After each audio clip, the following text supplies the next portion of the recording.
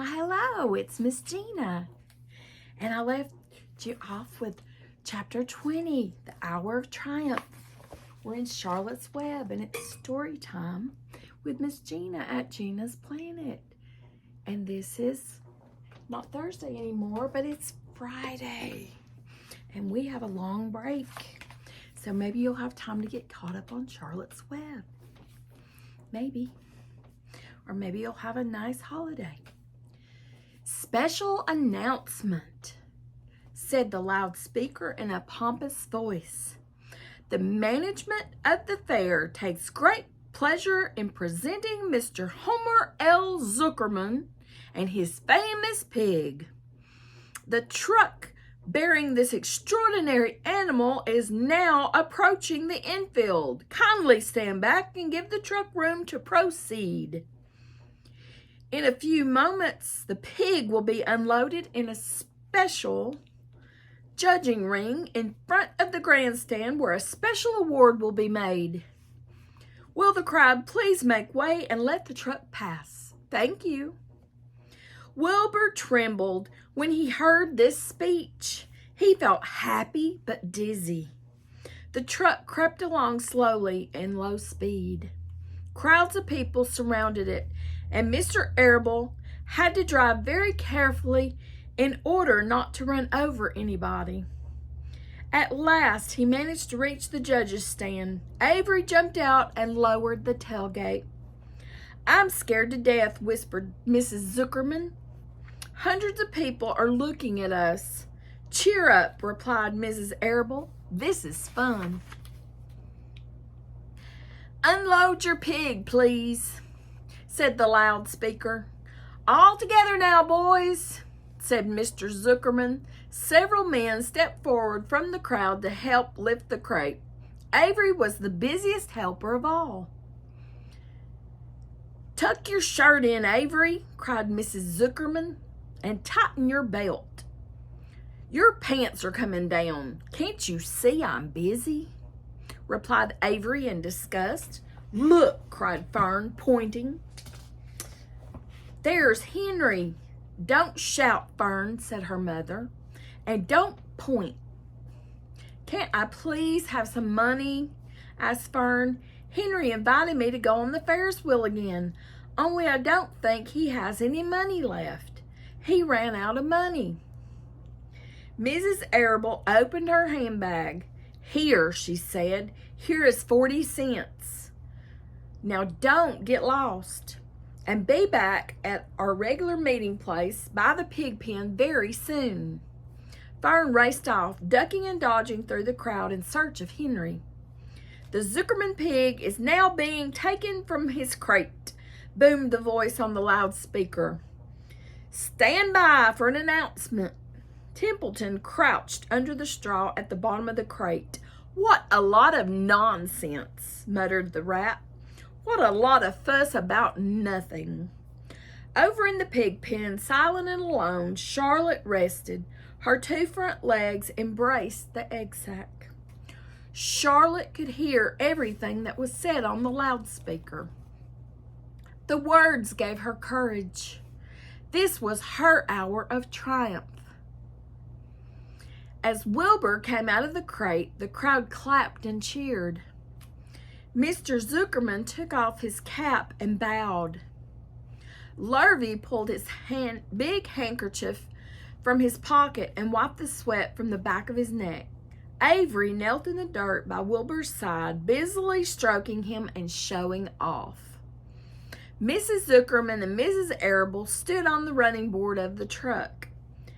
Ladies and gentlemen, said the loudspeaker, we now present Mr. Homer L. Zuckerman's distinguished pig.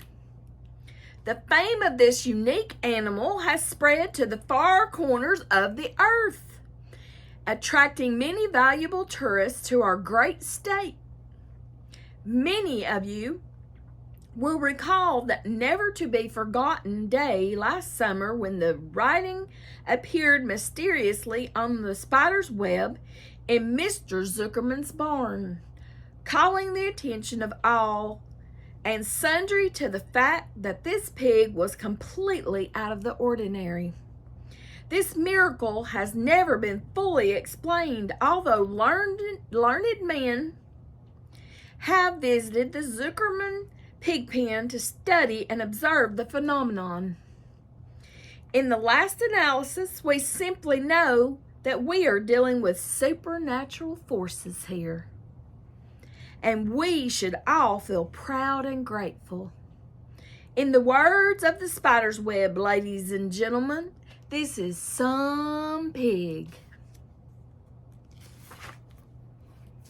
Wilbur blushed. He stood perfectly still and tried to look his best.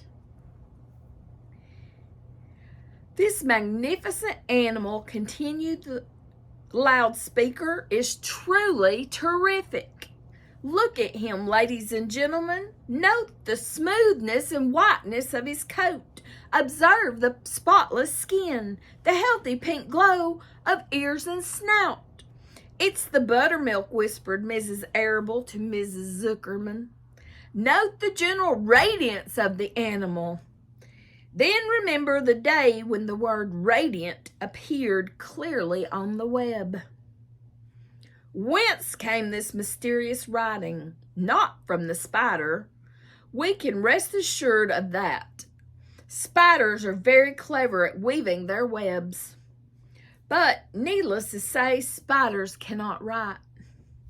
Oh, they can't, can they? Murmured Charlotte to herself. Ladies and gentlemen, continued the loudspeaker, I must not take any more of your valuable time.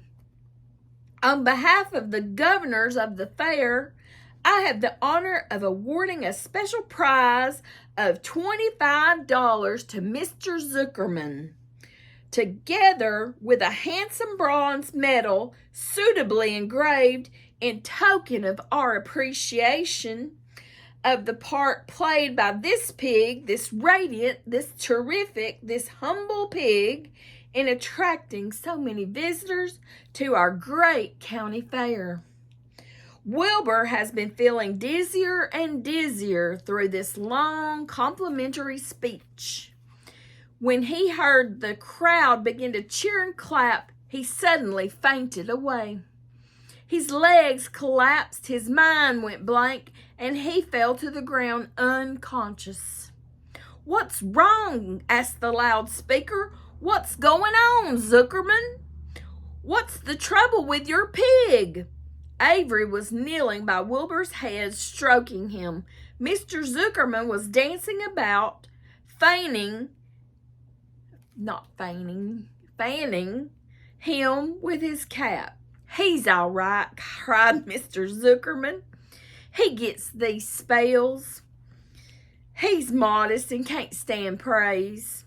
Well, we can't give a prize to a dead pig, said the loudspeaker. It's never been done. He isn't dead, hollered Zuckerman.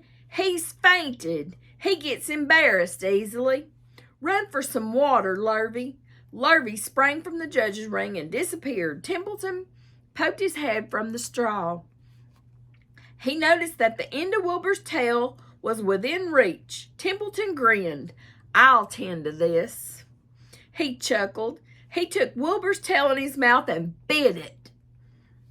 Just as hard as he could bite, the pain revived Wilbur. In a flash, he was back on his feet. Ouch, he screamed. Hooray, yelled the crowd. He's up.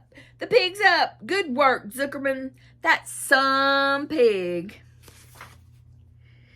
Everyone was delighted. Mr. Zuckerman was the most pleased of all. He sighed with relief. Nobody has seen Templeton. The rat had done his work well. And now one of the judges climbed into the ring with the prizes. He handed Mr. Zuckerman 2 $10 bills and a $5 bill. Then he tied the medal around Wilbur's neck. Then he shook hands with Mr. Zuckerman while Wilbur blushed. Avery put out his hand, and the judge shook hands with him, too. The crowd cheered. A photographer took Wilbur's picture. A great feeling of happiness swept over Zuckerman's and rewind. A great happiness swept over the Zuckermans and the Arables. This was the greatest moment in Mr. Zuckerman's life. It is deeply satisfying to win a prize in front of a lot of people. As Wilbur was being shoved back into the crate, Lurvy came charging through the crowd carrying a pail of water. His eyes had a wild look. Without hesitating a second, he dashed the water at Wilbur. In his excitement, he missed his aim and the water splashed all over Mr. Zuckerman and Avery. They got soaking wet. For goodness sake, bellowed Mr. Zuckerman, who was really drenched. What ails you, Lurvy? Can't you see the pig is all right? You asked for water, said Lurvy meekly. I didn't ask for a shower bath, said Mr. Zuckerman. The crowd roared with laughter. Finally, Mr. Zuckerman had to laugh too. And of course, Avery was tickled to find himself so wet, and he immediately started to act like a clown. He pretended he was taking a shower, and he made faces and danced around and rubbed imaginary soap under his armpits. Then he dried himself with an imaginary towel. Avery, stop it, cried his mother. Stop showing off. But the crowd loved it. Avery heard nothing but the applause. He liked being a clown in a ring, with everybody watching in front of a grandstand. When he discovered there was still a little water left in the bottom of the pail, he raised the pail high in the air and dumped the water on himself and made faces. The children in the grandstand screamed with appreciation. At last, things calmed down.